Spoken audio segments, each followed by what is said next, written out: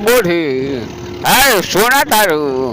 अरे मंटुआ कहाँ बा हो? ए बुढ़ाऊ वो कहाँ मंटुआ बाटे कहाँ सुना ताटे? हाँ हाँ यार छठी घाट जाए लगा दौड़ा लेके। ए बुढ़ाऊ तो सवेरे से अपना ने काम में बिजी बगे ना जाने कौन काम करे लागे। अच्छा ये बूढ़ी ओकरा काम करे दो। अरे चल हम ही छठी माई के घाट बुढ़ारी में दौड़ा लेके चल तनी। ए बुढ़ाऊ चली चली हम चल तनी। अरे कहाँ बानी जी? कोसी कब भरे रहे कुछ बुझात नहीं का? खाली कामे भिलाई रहेला। जल्दी चली तो जल्दी चली। आ गई एकरा खाली पूजे पाठ में मन लगेला। ए पिया दौरा पर रखी हो गया बबू आया तो को दीजिए। तो हम का करी? ए पिया दौरा पर रखी हो गया बबू आया तो को दीजिए। अरे ठीक बा जो दिन आई झूठी आई सजल दौरा के समान। ए धनी हो चल छठी घाटे ओहि जा बबुआ कोइल बाटे कोसी भर के बयात। ए धनी हो चल छठी घाटे बबुआ ओहि जा कोइल बाटे कोसी भर के बयात।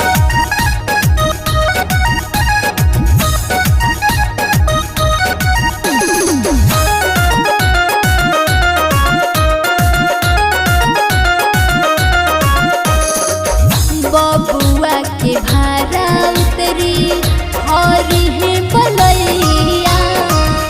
सब दुखियन के दुखवा हरस छठी मैया। बबुआ के भारा उतरी हरी है बलैया। सब दुखियन के दुखवा हरस छठी मैया। करही कृपा माई जागी किस्मत हमार। ए धनी हो चल छठी घाटे ओहि जा बबुआ कोइल बाटे कोसिया भर के बयात। ए धनी हो चल छठी घाटे ओहि जा बबुआ कोइल बाटे कोसिया भर के बयात। मैया के महिमाया पार बाटे इनके से जुड़ा संस्कार बाटे।